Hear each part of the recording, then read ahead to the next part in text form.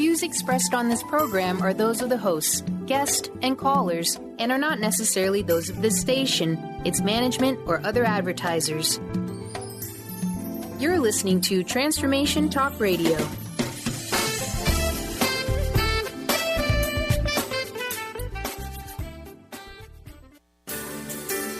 On the cutting edge of the new mainstream, Christine Upchurch is passionate about bringing together science, psychology, and spirituality in a way that can be applied to our everyday lives for true transformation. The Christine Upchurch Show, stellar conversations to illuminate your journey, engages some of the most inspired visionaries on the planet in lighthearted, lively dialogue. Join us as we explore the expansive nature of reality in a down-to-earth way, offering you insights and tools, empowering you to become that bright light you're meant to be. Now, here's your host, Christine Upchurch.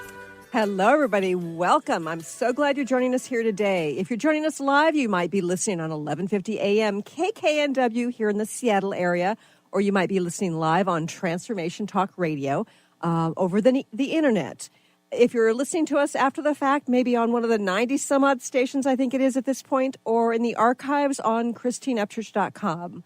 But wherever and whenever you're listening from today, I'm so glad you joined us because we're going to be talking about a fabulous new movie that you're going to want to watch. But before I tell you anything more about that, I want to say hello to the producer over here who does his technological magic so you can hear these wonderful conversations, Mr. Betty Mathers. Good morning. Hi, good morning and good day, good afternoon, good evening, good night, wherever you want to be. It's snowing, Christine. Can you believe it? It's snowing all over the blooming plants. This is ridiculous. Like there are flowers that are getting snow on them right now. I still go back to Punxsutawney Phil, not knowing what he's doing. Yes. He's still not knowing what he's doing, saying, well, he might be right this time, though, because he said 6 more weeks of winter, and we are having it. Yeah, it could be 6 more months. We don't know. Stop it right now. Yeah. You stay right over there on that side of the counter.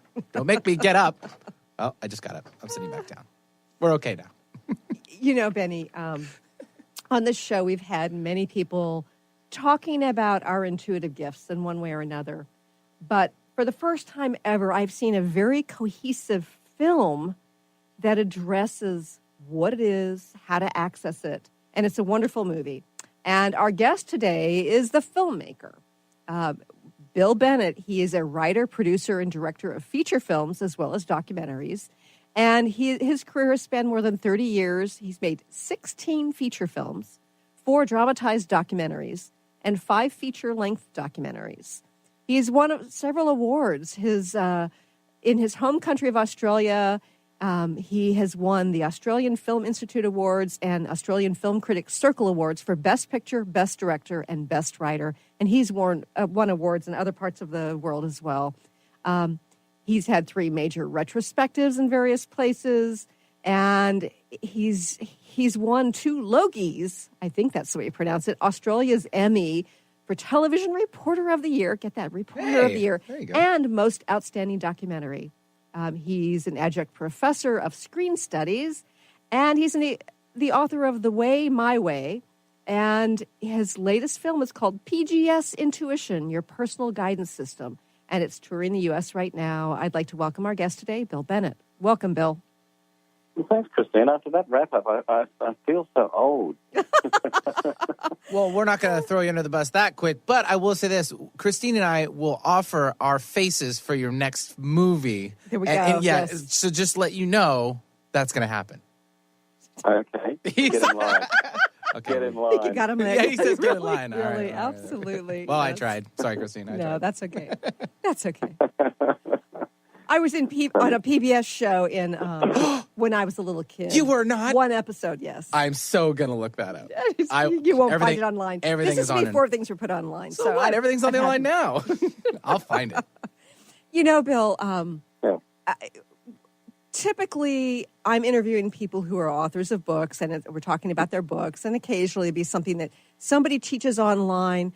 But there are only a few times I've actually interviewed somebody about their film.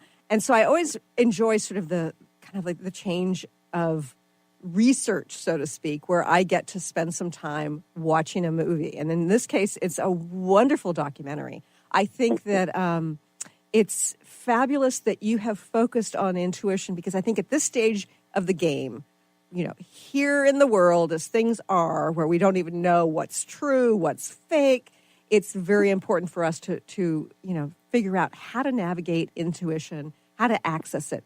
But first, can you please share with our listeners what inspired you to make this particular documentary? Well, it was an incident that happened, in fact, 18 years ago now. I was in New Orleans. In fact, I was working on a movie, a thriller at that time. And I had to go to the airport early one morning to catch the first flight back to Los Angeles. It was before dawn, it was dark, and I was running late. And as I approached an intersection with a green light up ahead, I went to accelerate because I wanted to get through on the green. I was running late. And this voice kicked in and said, slow down, which I got to say surprised me is an understatement. And we're not talking about something coming through the radio of your car or something like that. No, not at all. It was a voice, and I'd never heard anything like this before in my life.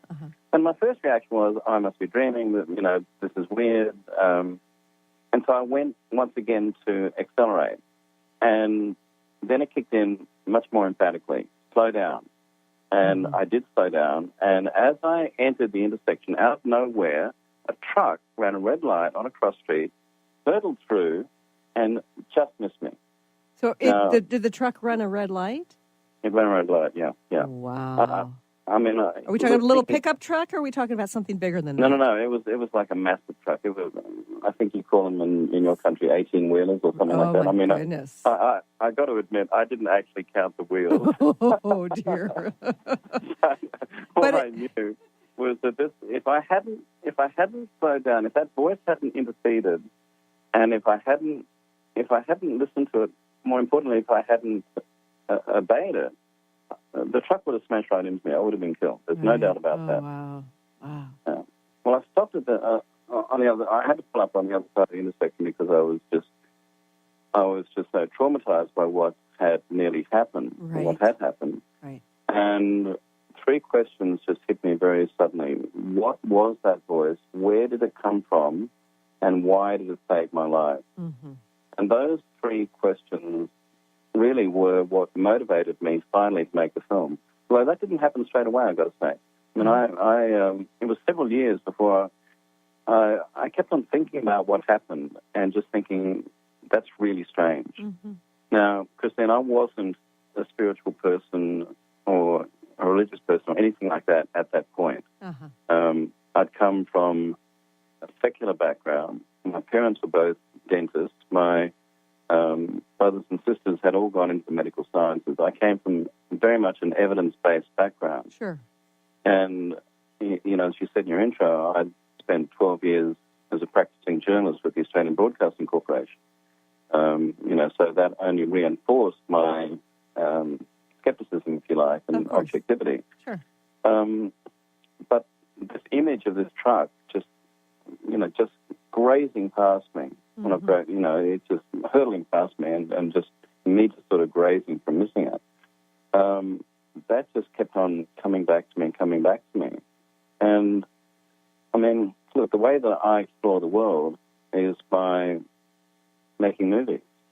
And finally I decided that I would make a movie about it. But, look, it's really interesting what you said in your introduction about films about intuition. My first reaction was when I thought, okay, look, I will make a film about this. Mm-hmm. And I started to do some research and wondered what other films there had been made on intuition. There are actually very, very few. Right. And the ones that do explore intuition essentially are trying to prove that it exists. Uh-huh. And to me, that was an absolute nonsense. I mean, we all know intuition exists. Mm-hmm. But all of these films that have been made prior, the whole intent was, is it real, does it exist? Uh-huh. And I actually wanted to start my film from the base level of it exists. It saved my life. Uh-huh. I now want to know how it works. Right. And why it works. Yeah. And I could find nothing in all the research that I'd done. I could find nothing that really answered those questions to my satisfaction. Mm-hmm. And I think that the scientific experiments about intuition are interesting, but really your movie is telling people more like what it is and how to access it, as opposed to is it true or is it false? Yeah. And there's some wonderful experts. Many of them have actually been on the show before. And I'm really excited to share more about this movie and to ask you some more questions about this. But we're going to go to our first break. And when we return, we're going to be talking more about the power of intuition, what it is, how to access it, and what's some of the different perspectives on it. When we return with Mr. Bill Bennett. Stay tuned.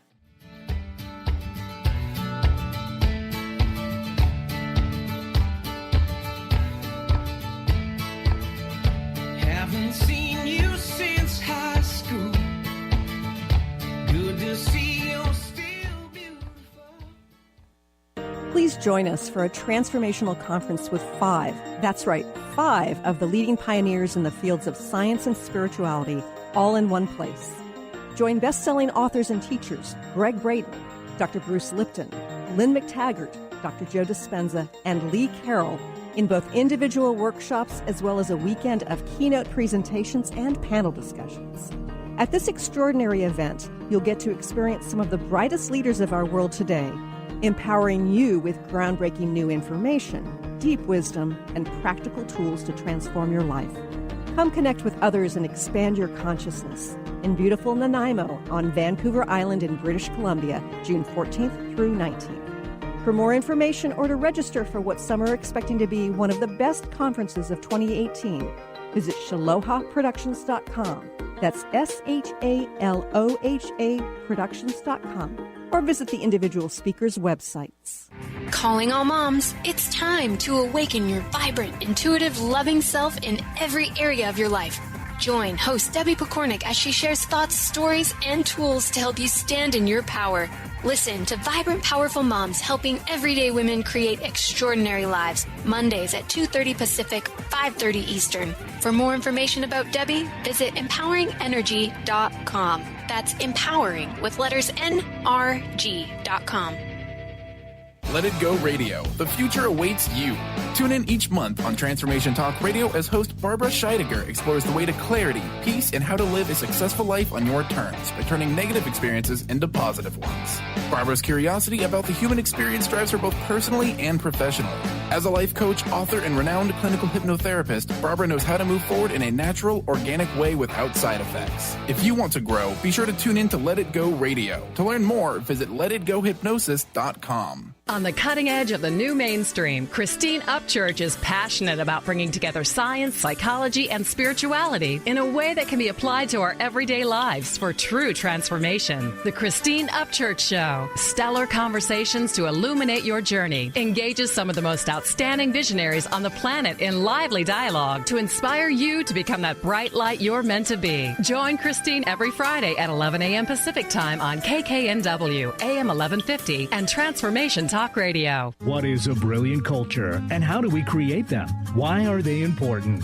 Claudette Rowley has created a breakthrough 5-step process to help you align your culture with your business strategy for exceptional results. Looking for a culture that drives organizational excellence? Listen to Cultural Brilliance Radio, the second and fourth Friday of each month at 10 a.m. Pacific and 1 p.m. Eastern on Transformation Talk Radio. To learn more or work with Claudette, visit culturalbrilliance.com. All right. My intentions are good. I use my intuition, it takes me for a ride. But I never understood other people's superstitions. Welcome back to the Christine Upchurch Show here on KKNW and Transformation Talk Radio. You know, Bill, I too am fascinated by intuition, and it's interesting. When I learned about your story, when I watched your documentary, I happened to mention it to my 23-year-old, and he reminded me that he'd had a similar experience about 4 years before, where the light turned green, and it's this area where there are a lot of trees off to one side. You really can't see like what's coming down from around the bend much. And he just got this feeling he needed to wait, and a semi went through and, saved his life, that this intuitive gut feeling. So is this the sort of thing that happens more common than we talk about? Yeah, look, it's really interesting, Christine, because now having made the film and showing it in places that I have, I am regularly contacted by people, and people come up to me after screening and say, the same thing happened to me. Oh, wow. And what occurs to me, it occurred to me that what happened to me isn't unusual at all. What happens is that the film almost gives people permission to talk about something that they wouldn't ordinarily talk about because they're embarrassed or, they feel as though people will think that they're wacky or weird or something like that. Or in other instances, they just feel that it was something quite intimate and personal and they don't really want to talk about it. But the movie does allow them to come forward and say, you know what, this happened to me. Invariably, the circumstances are a little bit different, like your son's. But let me tell you something. In your son's case, in my case, it was a voice. In your son's case, it was a feeling. Yes. I was being interviewed by a journalist. She was quite a skeptical lady. She was giving me a bit of a hard time, as they sometimes can. Right. Yes. And anyway, she sort of stopped, and it was a pre-recorded interview, and she put the recorder on hold, and she said, I'm going to tell you something. And she told me this story about how she was pregnant, quite heavily pregnant, and because of that, she wasn't wearing a seatbelt. She and her husband were driving. Her husband was a journalist as well. And the husband suddenly turned to her and said, put your seatbelt on. And the way he said it, she didn't question it. Her tummy was really quite big, and so she, it was a bit of an effort to put the seatbelt on. Sure. But he said it in such a way that she went, okay, I'm going to put my seatbelt on. Only moments later, their car had a tire blowout, and the car actually overturned and went into a ditch. Now, she was okay, and the baby was okay. But later on, after some time later, she said to him, why did you tell me to put the seatbelt on? And he said, I saw everything that happened. I saw it in my mind's eye. Everything that was about to happen, I saw it before it happened. And I knew immediately that you had to put your seatbelt on. Now, in his instance, it was what you would call clairvoyant. I think in your son's instance, it would be called what's called clairsentient.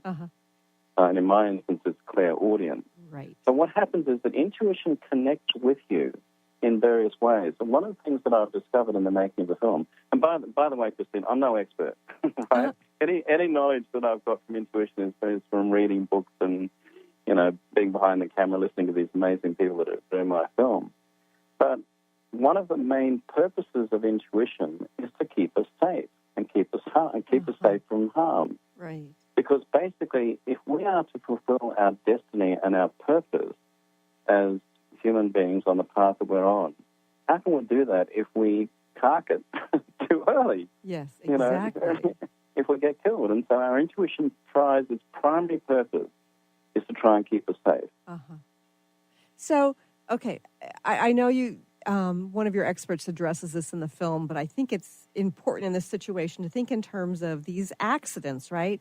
And having some visual or, something auditory or a gut feeling or just a sense of knowingness that something's about to happen. How do you explain that with our notion of time the way it is? Like, how can we know what happens in the future? Well, Dean Radin, who was interviewed I interviewed Dean in my film, and you might know of Dean. He's the chief research scientist at the Institute of Noetic Sciences. He's regarded as one of the leading researchers in the world into human consciousness. He explains it scientifically in the film. What he says, and this is actually quite remarkable, but there is a theory that I believe he has proven, is that the brain is a quantum object. That the spaces in the synapses are a quantum environment. And what can happen is that one brain cell can travel out through this quantum environment into the unified field, which, I'm no scientist, Christine, so I'm just sort of, paraphrasing what Dr. Radin told me. Right. But essentially can pick up a probability, the likely probability that an accident is going to happen, I'm going to be hit by a truck. Right. So this quantum bit from the brain is actually interacting with the quantum field to collect information and see what might be likely. Exactly. So no time, no space, evidently. So time doesn't exist. So it's a forward possibility. It's a likelihood. And this one neuron brings this information back into the brain. Now, what Dean Radin said, was that if that neuron is in a part of the brain that can assimilate this information into a fight or flight response, then you get a signal. And what he said is that one neuron then can excite its neighbors with the same information. So the one brain cell then excites and excites and excites up to a point where you have enough neurons then at that point in your brain saying, hey, there's a likelihood of an accident happening, and then that manifests, in my instance, in a voice telling me to slow down. Now, that's extraordinary. When he told me that, suddenly a whole lot of things like deja vu and clairvoyance and so forth then started to make a whole bunch of sense. Yes. And I've thought about some of the experiments they've done where they're showing images to people, and occasionally they'll show them a disturbing image, and they've got them hooked up to all sorts of devices, and they've been able to see that, generally speaking, people react in their heart to the negative images before they ever get popped up, sometimes like 2 or 3 seconds prior to when the images are actually shown. Yeah. I think what Dr. Radin calls it is retrocausality, which is a really impressive word. It is. What does it mean? I don't quite know what it means, but I throw it around all the time at dinner parties, stuff like that. It's really impressive. But I find, look, my view is that science is constantly playing catch-up. In my research, I discovered something that really knocked the socks off me. 160 years ago, now I figured out that's only 5 generations ago, science didn't know that germs cause disease. Wow. Okay. Yeah. So now, germs presumably have always caused disease. It's not that science invented the concept that germs cause disease 160 years ago. They merely discovered it. Yeah. So then, in the making of the film, I started to ask myself, what else is happening, in reality that science is yet to discover? Right.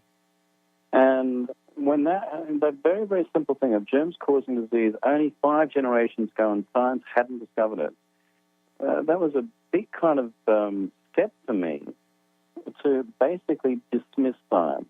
I took science out of the equation when I started to really think about intuition, because I thought there's stuff happening here that science doesn't have a bloody clue about. They don't have a clue. Right. And you need to know, first of all, what you're looking for. Secondly, have some sort of instrument to measure it. Yeah, exactly. There's something about having an instrument to measure it is a really, really important thing. And in fact, Dean Radin talks about that in the movie. Right. But here's one of the things that I've come to believe. And like I say, I'm no expert, but this is what I've come to believe. That intuition works within the energetic realm, both outside of us, the energetic realm outside of us, and the energetic realm inside of us. Now, Western science doesn't even acknowledge that chakra system exists. Oh, wow. But, the East has acknowledged that for thousands of years. Sure. And they've based, Chinese medicine is based on the whole concept of qi and the meridian, the energy meridian systems within you. That's manifested now in the form of acupuncture in the West, which is proven very effective. But even so, Western science won't exist that we have energy channels in our body. My belief is that intuition shifts from the energy outside to the energy inside, connects in with our energetic system inside, and that interacts or interfaces with our physiological system. Sure. So that we then feel a gut feeling, because that comes through, the gut chakra. We feel something in our heart because that comes through the heart chakra. Yes. And so, but, as Dr. Radin says in my movie, science doesn't have the instruments to measure it, and because they don't have the instruments to measure it, they say it doesn't exist. Right. And it's interesting because I've been a part of scientific research evaluating energy healing, and Konstantin Korotkov from St. Petersburg University, although I think they renamed it recently, has devices to actually measure the light that is permeating outside of the body, extends beyond the body, as well as the chakras. And you can interact with it in a variety of ways, including through energy healing, and affect the light and affect the chakras. And it's really fascinating. So if the concept is if you can actually work in a person's biofield, so to speak, and affect the light, then why can't the quantum information that exists out in the field be interacting with us in the same way and affect us in some way based on that, affecting our chakras? Exactly. And it does. Oh, yeah, it does. It does. And it is fascinating. And what I loved about your movie is that your various experts had different perspectives on how they defined it. So, we've been talking a little bit about the quantum field. What's your perspective about, what it is? Are there angels who are speaking to us, do you think? Or is it just information in the field? Is it God? What have you come to believe based on your exploration of this? What I've come to believe is that it's all of the above, Christine. It's all what? And it's all of the above. Okay. And that religious people can interpret it as, a guardian angel. A spiritual person can interpret it as your higher self. Somebody who has a scientific need can refer to it as an interaction with the quantum field. I actually think that it's all of these things. And the way that you interpret it really does depend upon your worldview. I set out to look at intuition and look at, try to find out what that voice was from three perspectives. The religious, the scientific, and the spiritual. I ended up interviewing, in fact, 76 people from all around the world. Pardon me, there are only 26 in the movie, but my view on intuition has been formed from all of the people that I spoke to and people that I've spoken to since. I have a theory about intuition as being in three categories. Do we have time in this space now for me to quickly talk about that, or should we wait for let's wait, break? And that's our teaser, folks. You have to wait to hear about the three different categories.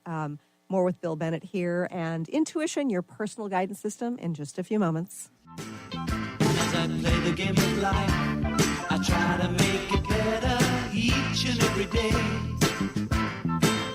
And when I struggle in the night, the magic of the music seems to light the way.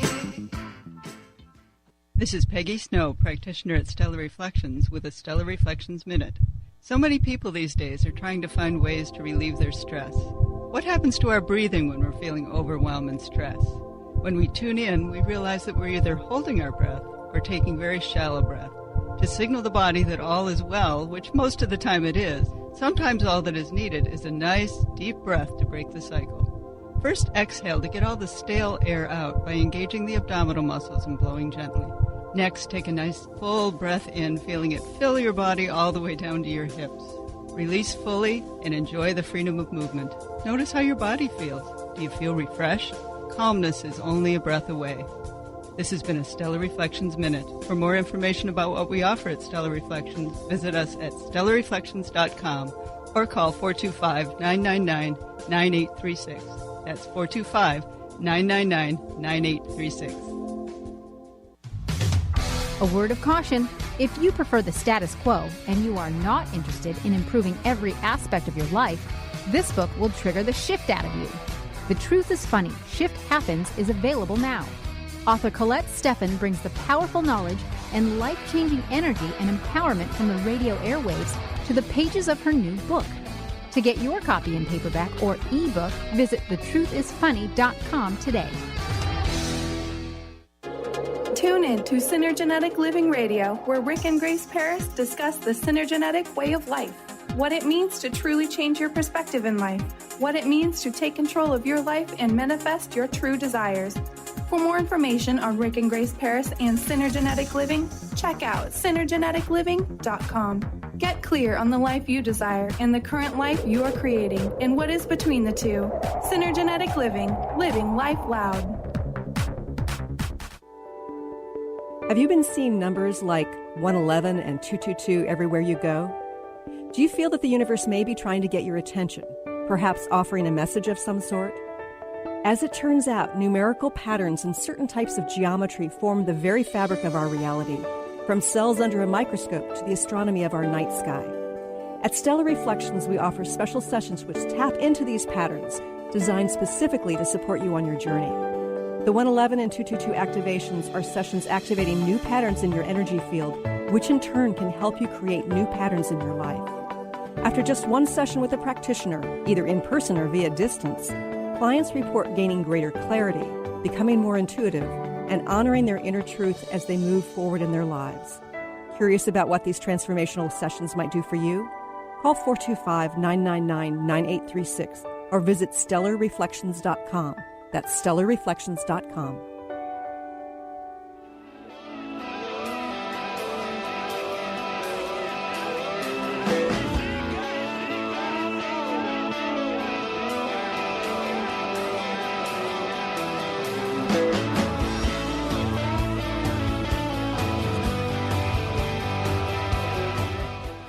Welcome back to the Christine Upchurch Show here on KKNW and Transformation Talk Radio. I am talking to Bill Bennett, who is the maker of the movie Intuition, Your Personal Guidance System.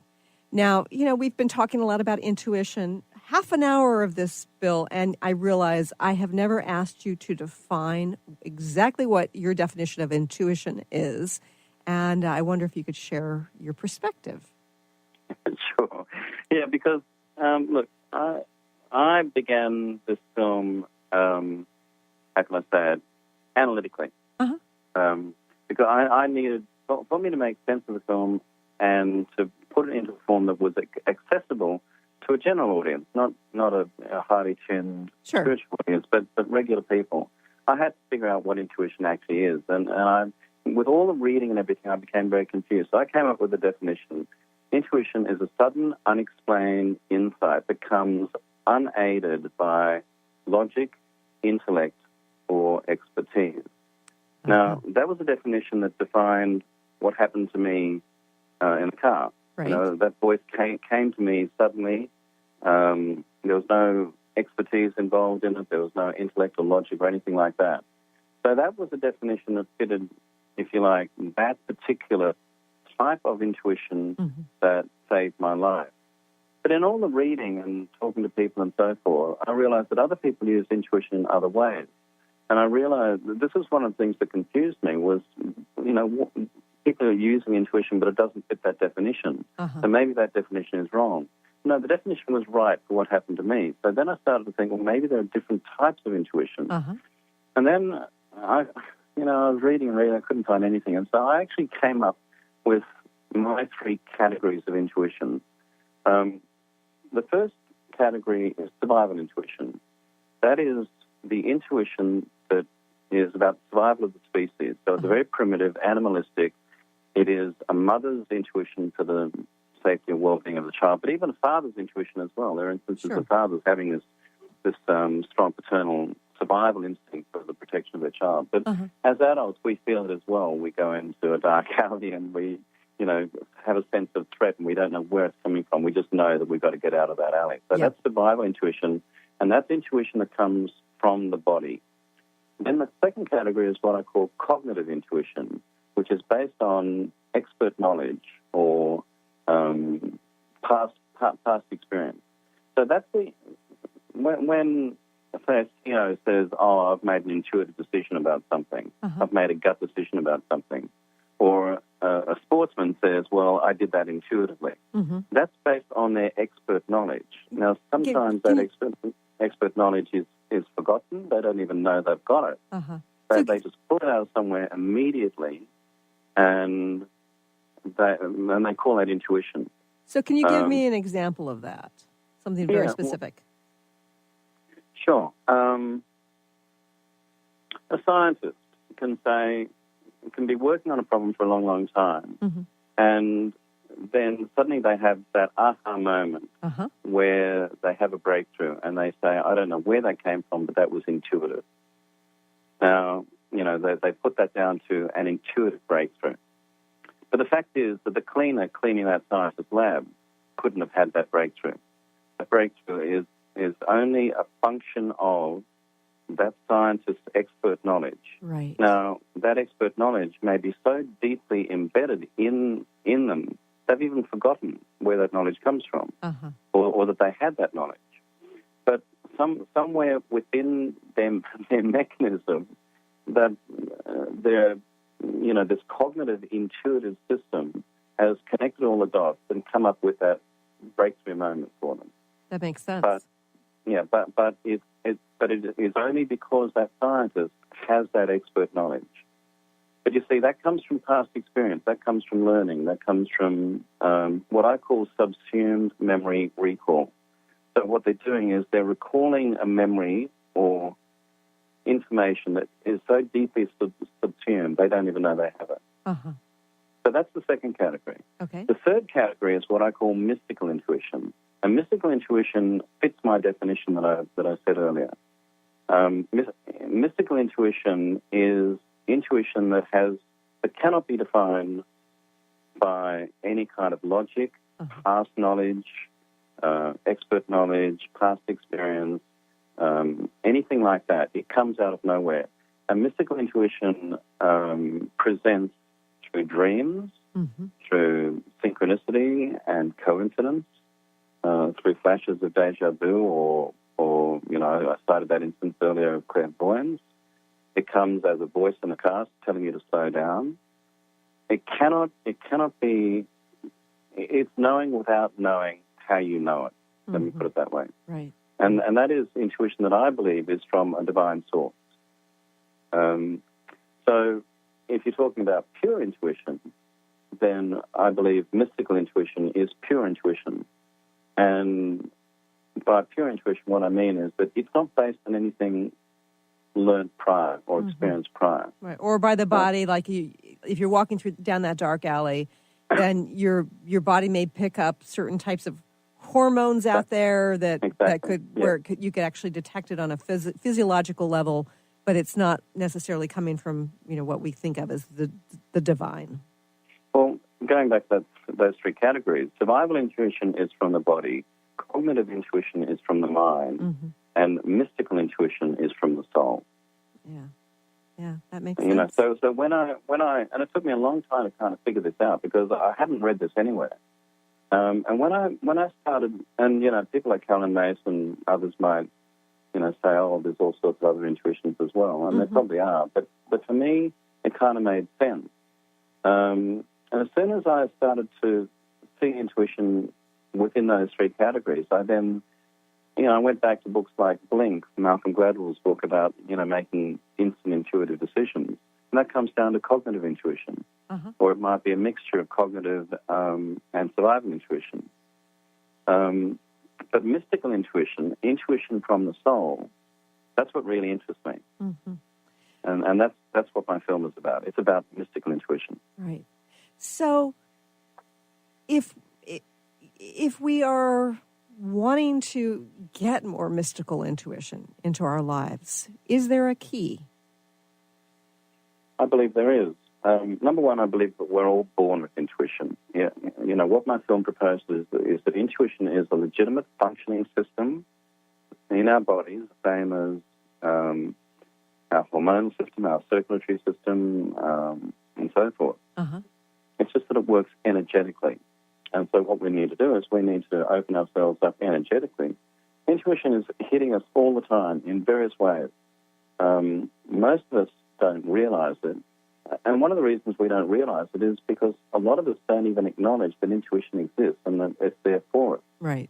I think the first step is to acknowledge that intuition exists. The second step is then to be willing to accept it and work with it. And then in my film, I go through 5 steps that I believe can help somebody access these intuitive powers that they have. And that is stop, listen, ask, trust, and follow. Stop, listen, ask, trust, follow. So, and if you follow those 5 steps, then it is a way then that you can start to become more intuitive. So how do you decipher what's like mind chatter or ego-based control versus that mystical intuition? It's a really, really good question. And it's one question that I ask several of the people in the film. And what I've been told and what I've since experienced myself is this. With true intuition, mystical intuition, there's no doubt. There's absolutely no doubt. There's a sense of calm, there's a sense of knowing. Mm-hmm. And mystical intuition never works within fear. Our logic, our intellect, the needs of our personality often will come with a whole lot of caveats. With there might be doubt in your mind, mm-hmm. but often it's also fear-based.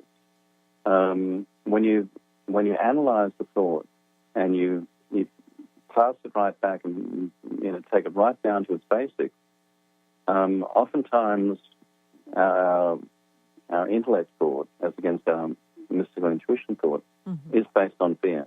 And intuition never, ever works in fear. Interesting. So if that thought comes... so one of the things that I didn't put in the movie that I discovered, there's so much I've learned, Christine, I didn't have time to put everything in. But one of the great things that I learned was first thought, best thought. Your first thought is your intuitive thought, and that's the one that jumps all the hurdles of logic and ego and all of that, and it comes to you bang like that in a flash and goes, ta-da! Right, and sometimes we argue with it, right? Well, that's a crazy thought. We argue with it because we're scared of it. We think, no, I can't do that. That's going to lead me off down that track, and that's going to, I don't know where that's going to lead me, but it could lead me to really, wild places. And so what happens is that immediately our second thought comes in, and that second thought is our rational thought. That's the common sense thought. That's, my first thought, just too crazy. I can't go that way. But the second thought is the safe thought. Now, my view is the second thought is always based on past experience, past knowledge, or what's been done before, what's happened before. Uh-huh. So that's the thought that's based on what your parents have told you, or what you've learned in school, or what common sense would say, or what peer pressure would, say you should do. But it's always based on the past. I call it drawing from your personal archive. Whereas your intuitive thought comes from the limitless, the boundless. It comes from the universe, and it leads to expansion. Whereas your second thought, your rational thought, it comes from what's gone before, and it will only ever lead to stasis or contraction. It won't lead to expansion. Your intuitive thought, that wild thought, leads to discovery and creativity, originality, and in a business sense, it also leads to success. Mm-hmm. Yeah, that's fascinating. I love this contrast between expansion versus more of the same, or something that's worse than what you've got right now. This is a fascinating conversation, and when we return from this next break, you're going to learn how you can find your way to this movie. Stay tuned for more with Bill Bennett. Just a few moments.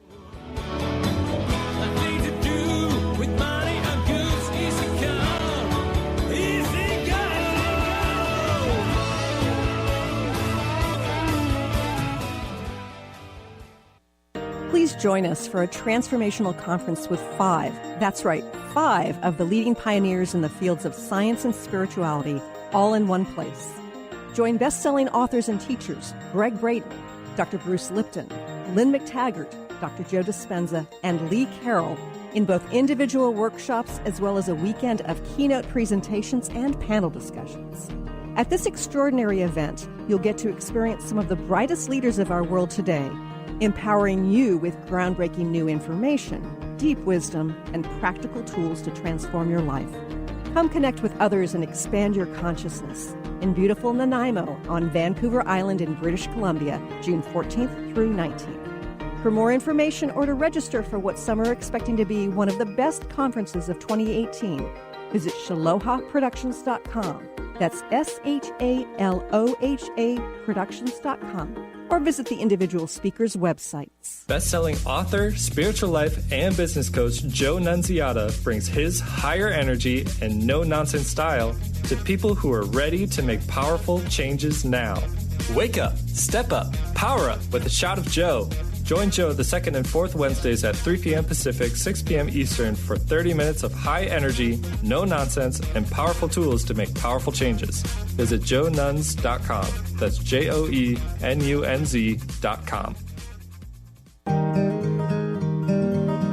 Interested in deepening your spiritual practice? The School for Esoteric Studies offers online training to spiritual seekers from all paths of life and individual coaching. Our courses synthesize Eastern and Western spiritual traditions based on meditation, study, and service applied to everyday life. To learn more about our courses and services, please visit www.esotericstudies.net.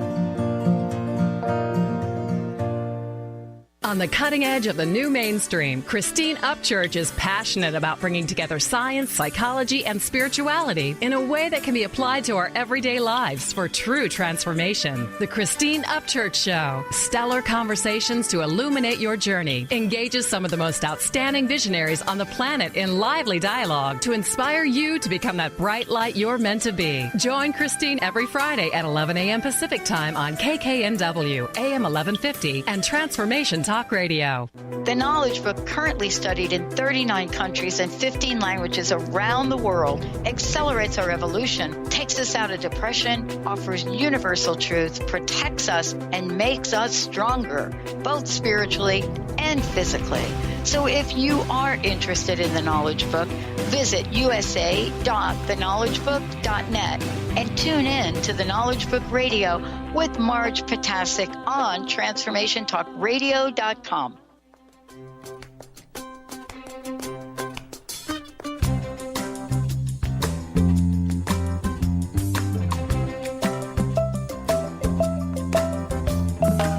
It's a mother's intuition to make a little space. It's her quiet mission to tidy up her place. A mother's intuition is like a kangaroo's. Welcome back to the Christine Upchurch Show. Benny, you are such a master at finding these gems. Well, what I was saying earlier, the internet is my friend. Usually, that's why I'm still hunting down the video and movie you might be in. I'm not giving up, by the way. So everything is at my disposal, yes. And there are a few songs out there with some intuition relationships. But other than that, that's the best one I can come up with right there. I could see you smiling when you heard it. I can actually. Yeah, and I tell you, you're not going to find the one where I was on PBS as a child because that was too long ago. You might find I've been in some other like internet movies and a short clip up in Edmonton. That's about my television experience so far. I'm just saying, challenge accepted. Yeah, okay. Well, good luck with that. All right. And if you find it, I'm going to pay you lots of money not to post it on social media. Even sweeten the deal. You know, Bill, I love your movie, and I want to make sure you share with our listeners how they can access it, because it's a really important movie. Well, look, at the moment, we're doing what I call pop-up screenings, which are host-based screenings. It's actually, I think the term is theatrical on demand. Our distributors are Gather, T-H-E-H-R, Films. And the best way that people can access the film is through the website, PGSthemovie.com, PGSthemovie.com. And it gives information there on how to screen the film. And essentially what happens is somebody has to put their hand up and say, look, I want to host this movie in my town. And then the distributors organize the cinema. So the host doesn't have to do that at all. There's no cost to the host. All the host has to do is get the required number of people to make the screening happen. And then, if it's at all possible, I'll come along and do a Q&A. And then probably in September, I think, we'll be releasing the film online and through DVD. Fabulous. And I just want to remind people that PGS, that's, it stands for Personal Guidance System. So PGSthemovie.com. That's where the PGS comes from. Okay. Okay, so one of the things that I noticed about your film is that it's not just geared for those of us who have been in this kind of realm for decades, but it's actually accessible to more of the mainstream. Why did you do that? Well, I'm mainstream. You see, well, maybe I'm not mainstream. Maybe I'm a little bit off track, but I'm a bit like you, Benny, so maybe. But I'm just a regular bloke, and something happened to me, and I had the capacity to make a film about it. But I wasn't born with any particular abilities, and I've not sort of developed any particular abilities. But what I have done through the making of the film is I have become somebody who lives their life absolutely intuitively. Mm-hmm. And what I've discovered is that all sorts of huge benefits have come to me from that. I used to, in your intro, you talked about these awards I've won and these movies I've made and so forth. I did all of that on will force, on absolute total will force. And when I came to make a movie, I realized I couldn't make a film on intuition using my will force. Uh-huh. The only way that I could make a film on intuition was by making it intuitively. So I've got all of these amazing experts in this movie, but I never had a list of, like a to-do list of, I've got to get Carolyn Mace, I've got to get James Van Praagh, I've got to get Lee Carroll, Paul Selig, these people. Sure. I was led to them intuitively. And what I've discovered is this, and this is where it comes down to a real-world application, is that if you do begin to trust and work with your intuition, you can save so much time, you can save so much anguish, you can save so much wastefulness in terms of money and all of that sort of stuff. Because what happens is that you connect through to your true path, your true purpose, and that purpose will lead you to where you want to go. So you're not going off chasing, going down dead ends and spending a lot of time and money and, and spending up your emotional, or, just wasting time, using your will force, setting a goal that isn't on your path. Uh-huh. If you work with your intuition, you will always be led to the true fulfillment of what your purpose is. And, that might be being successful in business, that might be inventing something or creating something or writing a book or working with people, in some sort of, health way or whatever it might be.